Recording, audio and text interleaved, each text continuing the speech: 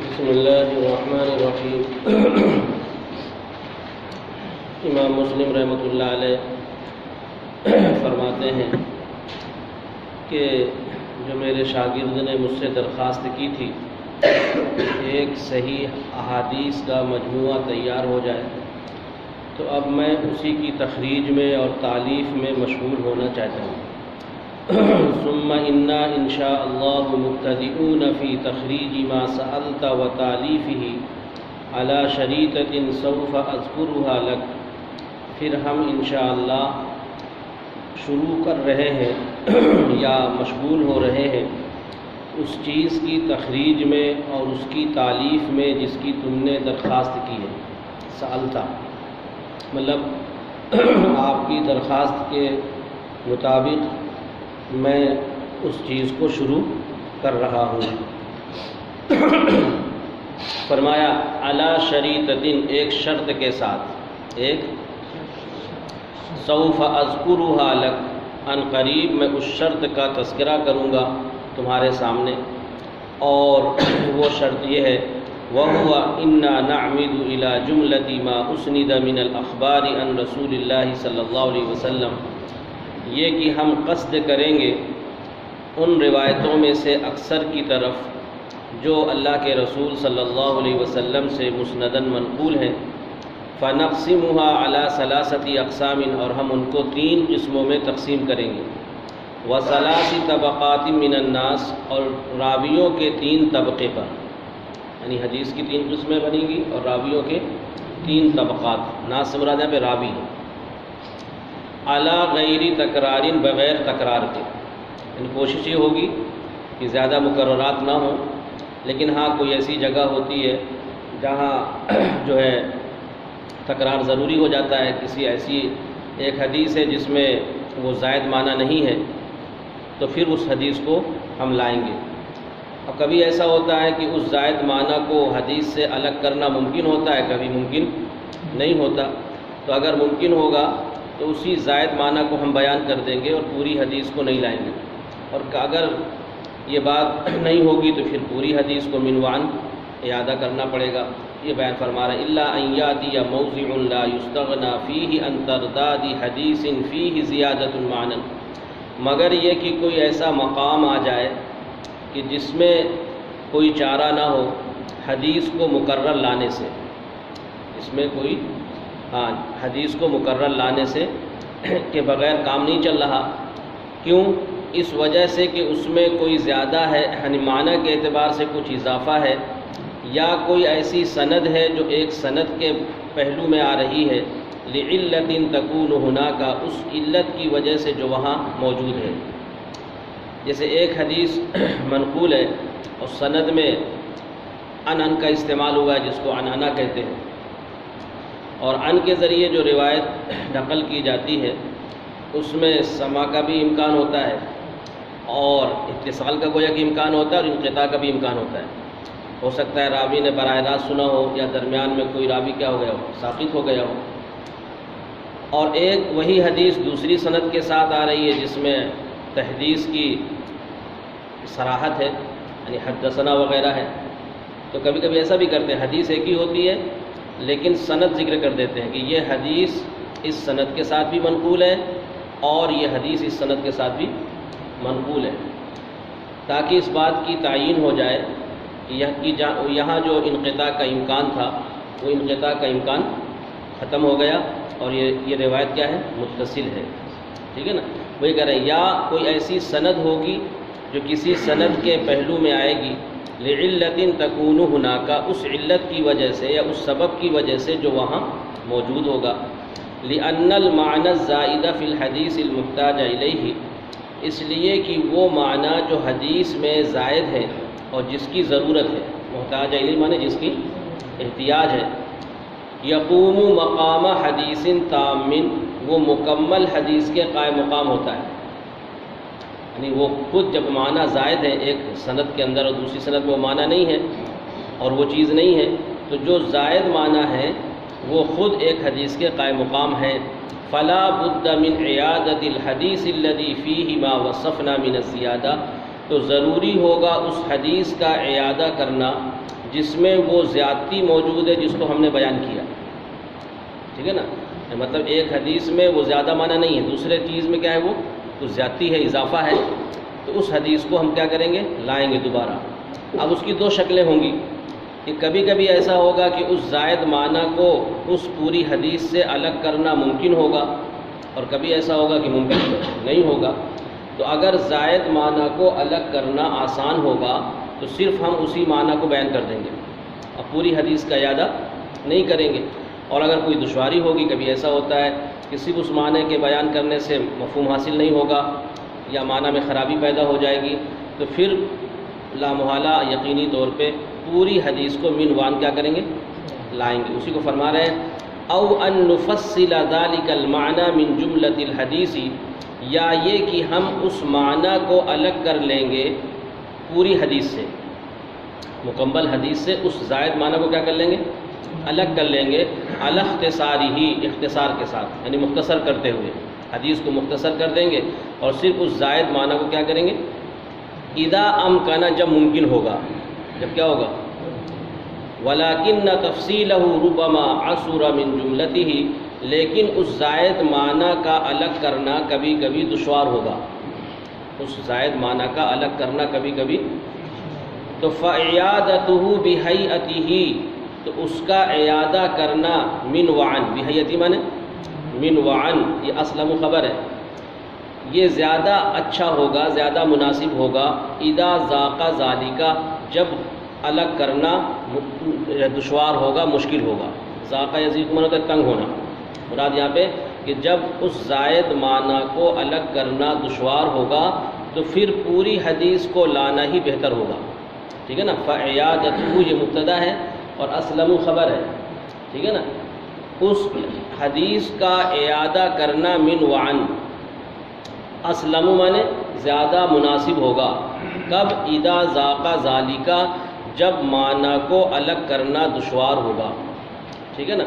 تو گویا کہ خلاصہ یہ نکلا، ان کے کہنے کا مقصد یہ ہے کہ ہم تکرار سے بچیں گے، لیکن کبھی کبھی حدیث اگر مکرر آئے تو وہاں کوئی نہ کوئی فائدہ ضرور ہوگا، یا تو زائد معنی بتانا مقصود ہوگا یا سند میں کوئی فائدہ ہوگا۔ کبھی کوئی ایسا ہوتا ہے کہ ایک حدیث بیان کر دی اور اس کی کئی سندیں بیان کرتے ہیں، تو سند کا فائدہ یہ ہوتا ہے کہ یہ بتانا چاہتے ہیں کہ یہ حدیث متعدد طرق سے منقول ہے، اور جب حدیث متعدد طرق سے منقول ہوتی ہے تو اس میں اور قوت پیدا ہو جاتی ہے۔ کبھی ایسا ہوتا ہے کہ وہ روایت عنعنہ کے ذریعے منقول ہے اور تحدیث کی اس میں صراحت نہیں تھی، لیکن دوسری سند میں تحدیث کی صراحت ہے، تو اس سے جو انقطاع والا امکان تھا وہ کیا ہو جاتا ہے، ختم ہو جاتا ہے، اور یہ بات طے ہو جائے گی کہ یہ روایت کیا ہے، متصل ہے۔ پڑھا نہیں پڑا کہ عنعنہ کے اندر اتصال کا بھی امکان ہوتا ہے اور انقطاع کا بھی امکان ہوتا ہے۔ اس لیے کہہ رہے ہیں کہ اگر ہم اعادہ کریں گے تو اس کا کوئی نہ کوئی فائدہ ہوگا۔ فَأَمَّا مَا وَجَدْنَا بُدًّا مِنْ عِيَادَتِهِ بِجُمْلَتِهِ، بہرحال جب ہم کوئی راستہ پائیں گے، چارہ پائیں گے پوری حدیث کے اعادہ کرنے سے بغیر کسی ضرورت کے، فَلَا نَتَوَلَّى فِعْلَهُ، تو ہم اس کام کو انجام نہیں دیں گے انشاءاللہ تعالی۔ یعنی کہتے ہیں کہ اگر بغیر حدیث کے اعادہ کیے ہوئے کام چل جائے گا تو پھر ہم حدیث کا اعادہ نہیں کریں گے، فَلَا نَتَوَلَّى فِعْلَهُ، تو ہم اس کام کو انجام نہیں دیں گے انشاءاللہ تعالی۔ تو فَأَمَّا الْقِسْمُ الْأَوَّلُ، بہرحال پہلی قسم، تو فرماتے ہیں کہ پہلی قسم میں ہم ان روایتوں کو لائیں گے اور ایسے راویوں کی روایتوں کو لائیں گے جن کا حفظ اور اتقان اعلیٰ درجے کا ہوگا کسی بھی باب میں۔ پہلے نمبر پہ وہ حدیثیں امام مسلم رحمۃ اللہ علیہ لاتے ہیں جو صحیح لذاتی ہی ہوتی ہیں، اور پھر اس کی تائید میں اگر کچھ حدیثیں ایسی ہوتی ہیں کہ جن کے روات میں حفظ اور اتقان میں کچھ کمی ہوتی ہے، صرف حفظ اور اتقان میں کمی ہوگی، باقی دیانتداری میں، دینداری میں وہ پہلے راویوں کے ہم پلہ ہوں گے، اس کو کہتے ہیں حسن لذاتی، کیا کہتے ہیں۔ تو گویا کہ امام مسلم رحمۃ اللہ علیہ یہ فرما رہے ہیں کہ ہم اصلاً تو ان حدیثوں کو بیان کریں گے جو صحیح لذاتی کے قبیل کی ہوں گی، اور دوسرے نمبر پہ تائید میں اور شواہد میں لائیں گے ان حدیثوں کو جو حسن لذاتہ کے قبیل کی ہوں گی۔ آپ نے پڑھا ہوگا مصطلحات میں کہ فَأَمَّا الْقِسْمُ الْأَوَّلُ، بہرحال پہلی قسم، بہرحال یہ بنیادی طور پہ راویوں کی دو قسمیں ہوتی ہیں، ایک ثقہ اور ایک ضعیف۔ ثقہ کہتے ہیں اس راوی کو جو اسباب طعن سے محفوظ ہو، پاک ہو، اور ضبط اور عدالت کے ساتھ متصف ہو، سمجھے نا، اس کو کہتے ہیں ثقہ، معتبر راوی۔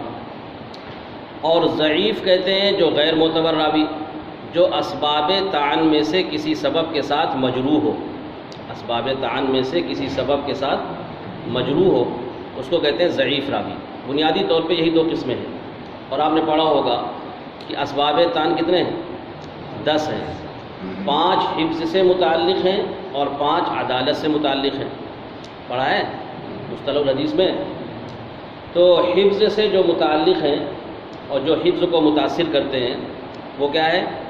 فحش غلط، یعنی غلطیوں کی بہتات، کثرت غفلت، سوء حفظ، وہم اور مخالفت ثقات، یہ 5 سبب ہیں۔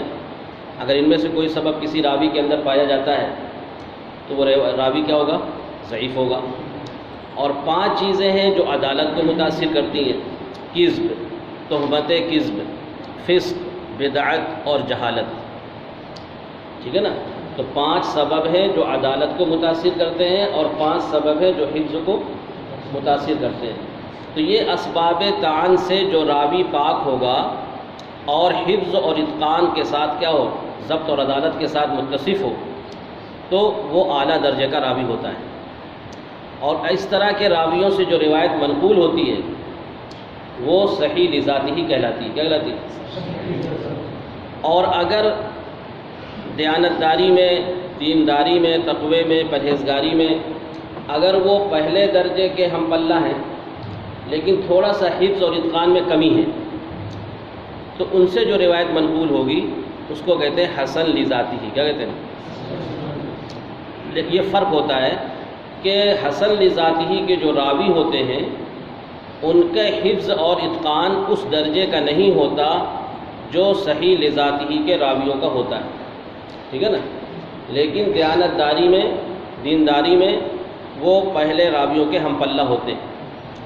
تو یہ بیان کرنا چاہتے ہیں کہ سب سے امام مسلم رحمۃ اللہ علیہ نے جو صحیح مسلم کو مرتب کیا ہے تو ان کا جو ترتیب کا جو انداز ہے وہ یہ ہے کہ وہ پہلے صحیح لذاتہ کی روایتوں کو لاتے ہیں اور پھر دوسرے نمبر پہ کیا لاتے ہیں؟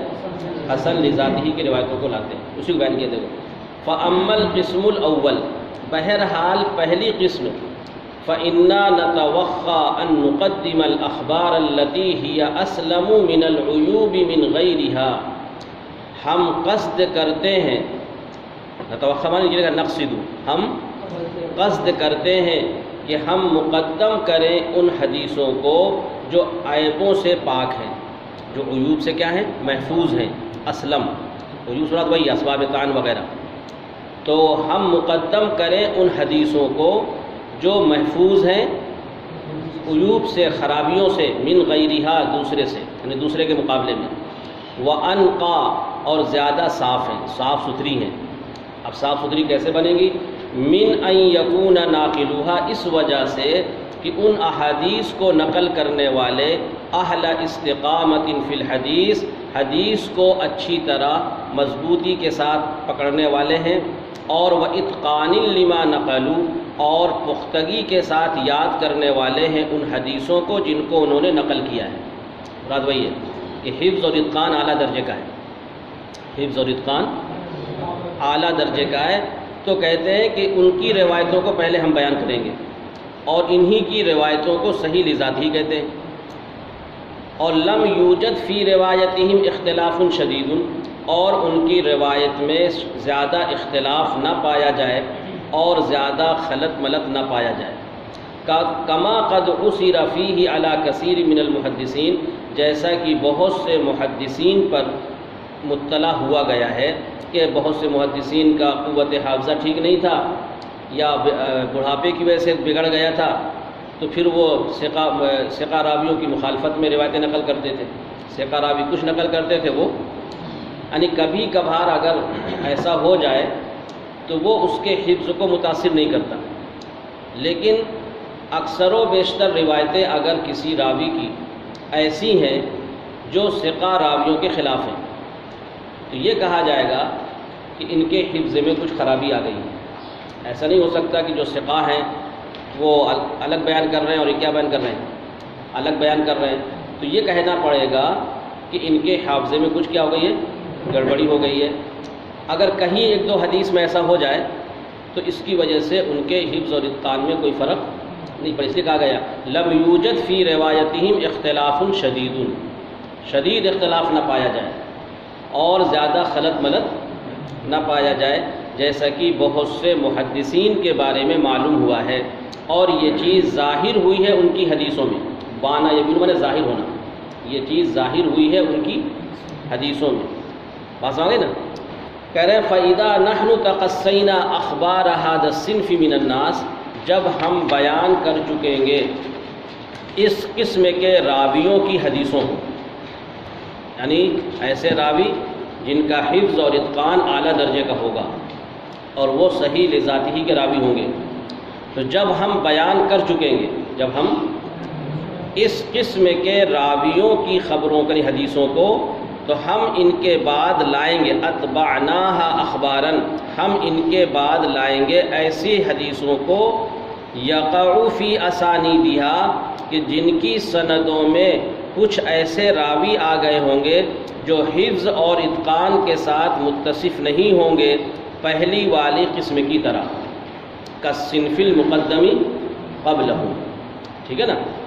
تو وہ یہ کہنا چاہتے ہیں کہ نمبر ایک پہ تو ہم لائیں گے ان حدیثوں کو اور ان راویوں کی روایتوں کو جن کا حفظ اور اتقان اعلیٰ درجے کا ہوگا، اور پھر اگر کچھ روایتیں ایسی ہوں گی کہ جن کے راوی اس درجے کے نہیں ہوں گے جو پہلے درجے کے راوی ہیں، لیکن کہہ رہے ہیں کہ عدالت میں اور دینداری میں وہ اسی کے ہم پلہ ہوں گے، جانتداری میں. ٹھیک ہے نا؟ کہہ رہے وَإِن كَانُوا فِيمَا وَصَفْنَا دُونَهُمْ، اگرچہ یہ لوگ یعنی نمبر 2 والے راوی پہلے والے راویوں سے کم ہوں گے ان چیزوں میں جس کو ہم نے بیان کیا. سمجھے نا؟ وَإِن كَانُوا فِيمَا وَصَفْنَا، اگرچہ وہ لوگ، کون لوگ؟ دوسرے نمبر کے راوی، ان چیزوں میں جس کو ہم نے بیان کیا. کیا بیان کیا؟ حفظ اور اتقان. دونہم، ان سے کم درجے کے ہوں گے، ان سے نمبر 1 کے. لیکن کہہ رہے ہیں فَإِنَّ اسْمَ السَّتْرِ وَالصِّدْقِ وَطَاعَةِ الْعِلْمِ يَشْمَلُهُمْ، سطر اور سچائی، دیانتداری اور علم کی مشغولیت ان کو بھی شامل ہوگی. سطر کہتے ہیں، یہ سطر عدالت کے مترادف ہے.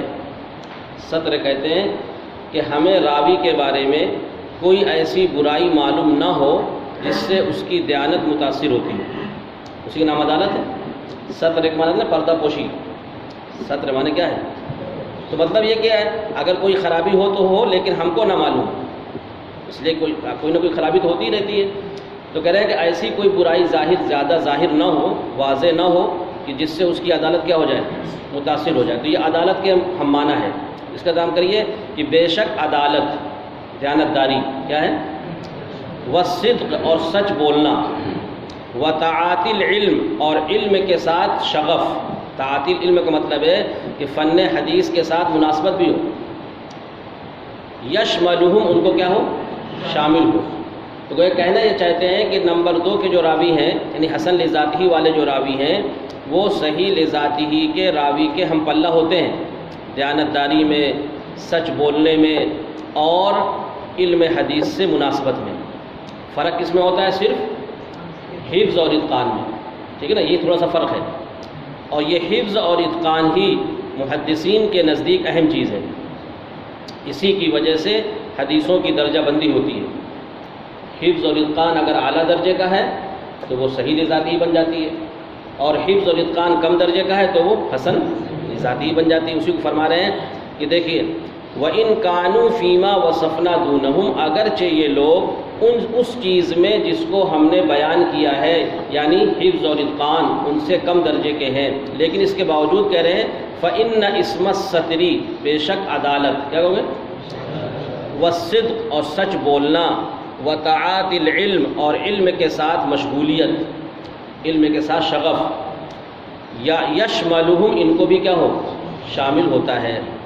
اب نام لے کر بتا رہے ہیں کہ دیکھو فلاں راوی ایک ہی زمانے کے محدث ہیں، یہ ان کا حفظ و اتقان اعلیٰ درجے کا تھا، لہذا یہ راوی جو روایت نقل کریں گے تو ان کی روایت صحیح ذاتی ہو جائے گی، اور انہی کے معاصر ہیں، اسی زمانے کے محدث ہیں، لیکن حفظ اتقان میں تھوڑا کمی آ گئی تھی آخر عمر میں، تو اس کی وجہ سے ان کی روایتیں حسن لذاتی۔ نام لینے کے بتا رہے دیکھو، جیسے عطا بن صائب اور یزید بن ابی زیاد اور لیث بن ابی سلیم وَأَضْرَابِهِمْ مِنْ حُمَّالِ الْآثَار، اور ان جیسے دوسرے حدیث کے راوی، حمال مانے اٹھانے والے، رد راوی، ان جیسے احادیث کے راوی، وَنُقَّالِ الْأَخْبار، اور حدیثوں کو نقل کرنے والے، فَهُمْ وَإِنْ كَانُوا بِمَا وَصَفْنَا مِنَ الْعِلْمِ وَالسَّتْرِ عِنْدَ أَهْلِ الْعِلْمِ مَعْرُوفِينَ، اگرچہ یہ لوگ ان چیزوں میں جن کو ہم نے بیان کیا ہے،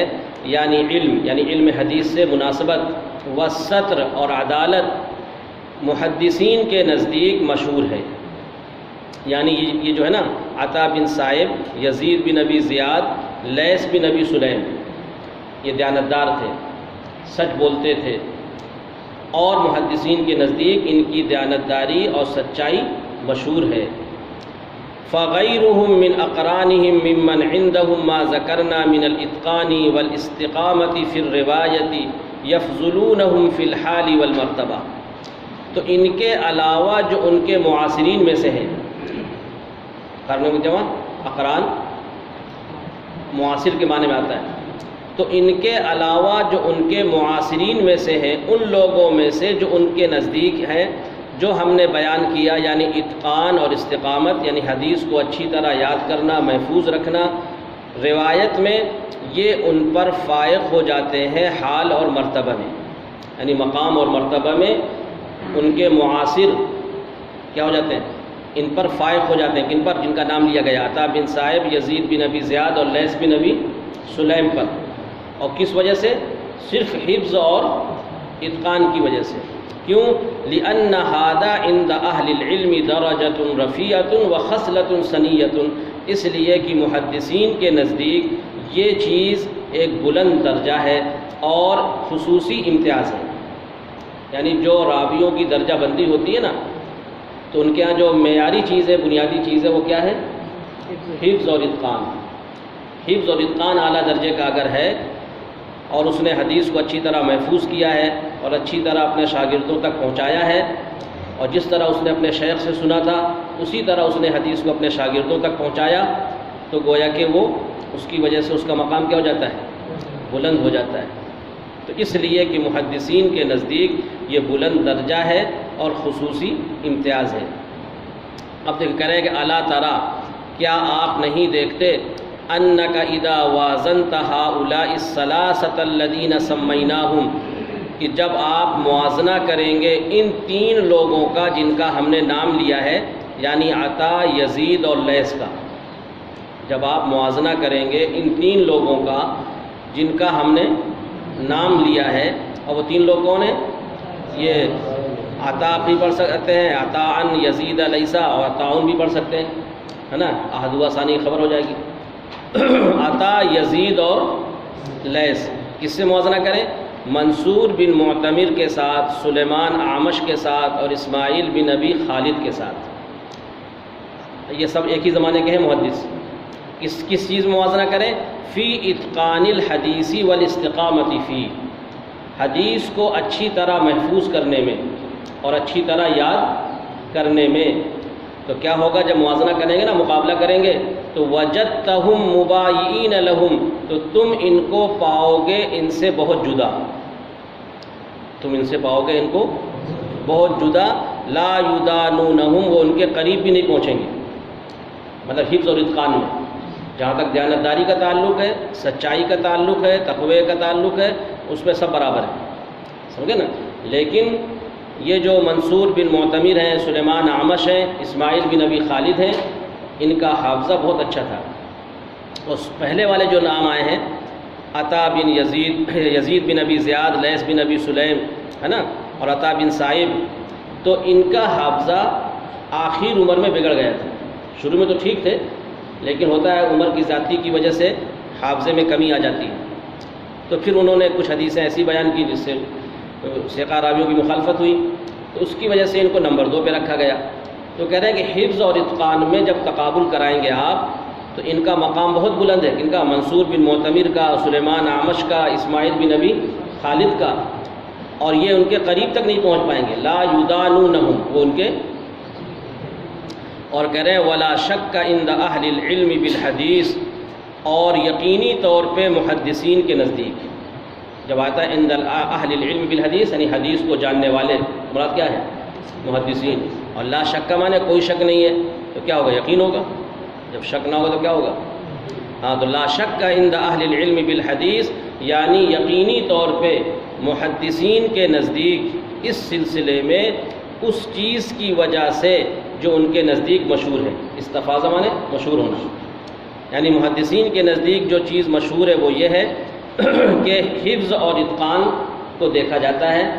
کہتے ہیں من صحت حفظ منصور والاعمش و اسماعیل، یعنی منصور اور اعمش اور اسماعیل کے حافظہ کی صحت، درستگی، و اتقانہم لحدیثہم، اور ان کا اچھی طرح اپنی حدیثوں کو بیان کرنا۔ اتقان کہتے ہیں مضبوطی سے پکڑنا، پختگی سے پکڑنا۔ تو ان حضرات کا اپنی حدیثوں کو اچھی طرح محفوظ رکھنا، یہ گویا کہ محدثین کے نزدیک مشہور ہے کہ یہ حضرات حدیثوں کو اچھی طرح کیا کرتے تھے؟ یاد کرتے تھے، محفوظ رکھتے تھے۔ وَإِنَّهُمْ لَمْ يَعْرِفُوا مِثْلَ ذَلِكَ، محدثین نے اس جیسی چیز کو نہیں پایا، نہیں جانا عطا، یزید اور لیث سے، یعنی عطا، یزید اور لیث کے بارے میں محدثین کو یہ نہیں معلوم ہوا، یعنی مطلب یہ کہ ان کا حافظہ اچھا ہے بہت، پہلے تو اچھا تھا، بعد میں بگڑ گیا تھا ان حضرات کا۔ تو یہ کہنا چاہتے ہیں کہ حفظ اور اتقان میں، کیونکہ یہ اللہ کی دی ہوئی ایک نعمت ہے، صلاحیت ہے، خدا داد صلاحیت ہوتی ہے، ہر ایک کا حافظہ اچھا نہیں ہوتا، ہر ایک کی یادداشت ایک جیسی نہیں ہوتی۔ بعض بچے ہوتے ہیں جو 1 سال میں، بعض بچے 6 مہینے میں حافظ ہو جاتے ہیں، اور بعض بچے 3 سال میں حافظ ہوتے نہیں، عام طور سے دیکھا جاتا ہے۔ تو یہ قوت حافظہ تو یہ اللہ کی دی ہوئی کیا ہے؟ صلاحیت ہے۔